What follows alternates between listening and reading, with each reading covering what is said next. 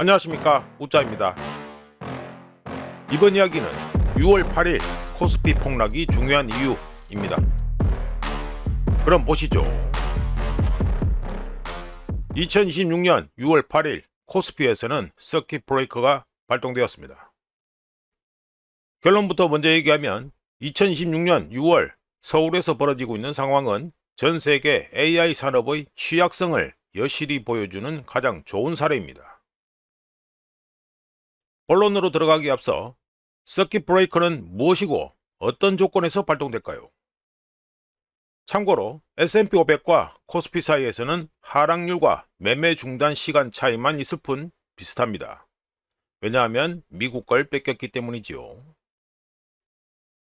하여간 서킷 브레이커 1단계는 전일 대비 주가지수가 마이너스 8% 이상 하락 또는 폭락한 상태가 1분간 지속될 때 20분간 시장 전체 매매 거래가 중단되는 것이고, 2단계는 1단계 서킷 브레이커 발동 시점 대비 지수가 마이너스 15% 이상 추가 하락하고 1분간 지속될 때 또 20분간 거래 중단되는 것이고요.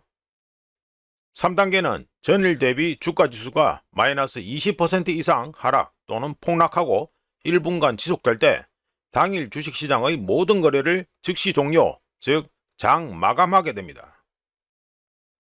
참고로 서킷 브레이커는 1987년 10월 19일 월요일 다우존스 산업평균지수가 하루 만에 508포인트 또는 마이너스 22.6% 폭락한 유명한 블랙 먼데이 이벤트 이후 도입된 것으로 시장에 참여하는 모두가 잠시 숨을 돌릴 수 있도록 강제적인 휴식을 줌으로써 공황 매도가 완전한 붕괴로 이어지는 것을 막기 위해 설계되었습니다.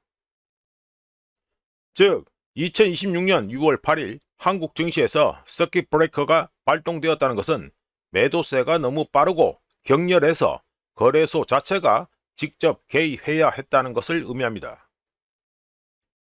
한편 한국 증시는 2026년 올해 들어서 벌써 두 번째 중요한 서킷 브레이커가 발동되었는데, 첫 번째는 2026년 3월 코스피 지수가 하루 만에 마이너스 12% 폭락하면서 46년 코스피 역사상 최악의 하루 낙폭을 기록했을 때였습니다.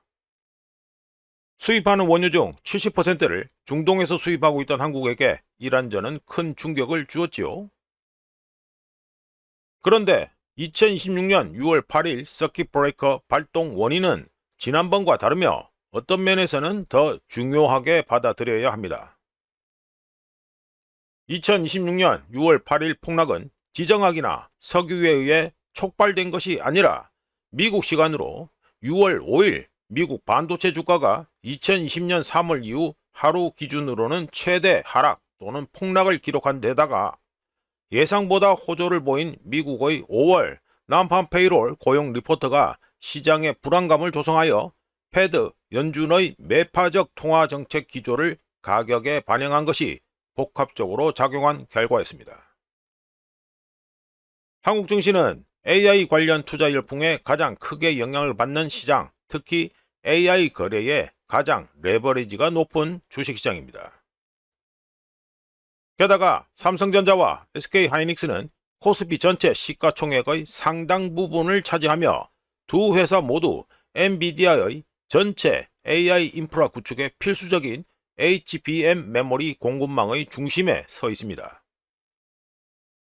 덕분에 미국 반도체 주식이 재채기를 하면 한국은 폐렴에 걸린 것처럼 급락하게 되고, 삼성전자와 SK하이닉스 주가는 6월 8일 개장 직후 마이너스 8에서 9% 폭락하면서 거래가 중단되었습니다.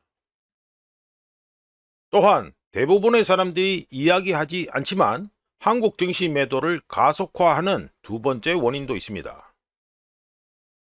외국인 투자자들은 2016년 6월 초부터 체계적으로 한국에서 자금을 빼내고 있었으며, 특히 빼낸 자금을 스페이스X 기업 공개와 2016년 올해 하반기에 예정된 미국 증시 상장 물결에 투자하고 있습니다.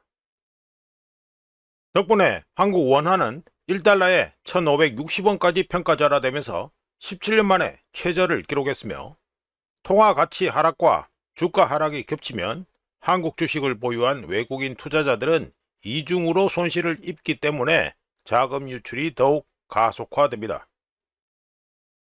그렇다면 외부에서 한국을 관찰하고 있는 사람이라면 현재와 같은 상황은 어떤 의미로 다가올까요? 미국 반도체 주식의 2026년 6월 5일 금요일 부진이 다음 주 월요일 6월 8일 아침 한국 증시 전체를 폭락시킬 수 있을 정도로 AI 관련 투자가 성숙해졌다는 걸 의미합니다. 또한 AI 거래에서 목격되는 집중 위험이 대부분의 사람들이 생각하는 것보다 훨씬 높다는 것을 의미하며 전 세계가 본질적으로는 같은 배팅을 하고 한국은 그 결과가 가장 극명하게 드러나는 사례일 뿐이라는 것을 의미합니다. 그리고 지난 1년 동안 가치가 2배로 상승한 후 한때 세계에서 가장 뜨거운 주요 지수였던 코스피가 이제는 고통스럽지만 어쩌면 반드시 필요한 조정, 리셋을 겪고 있다는 것도 의미합니다. 마무리해보면 2016년 3월에도 비슷한 상황이 발생했는데 당시 코스피는 3월 4일 마이너스 12% 폭락했다가 바로 다음 날 9.6% 반등했습니다.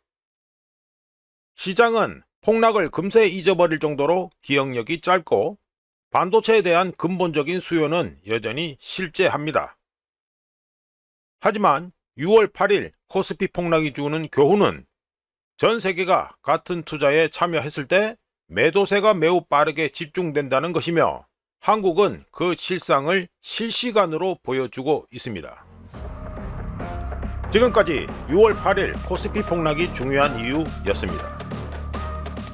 구독, 좋아요, 그리고 회원가입 감사합니다. 다른 이야기로 또 찾아뵙겠습니다.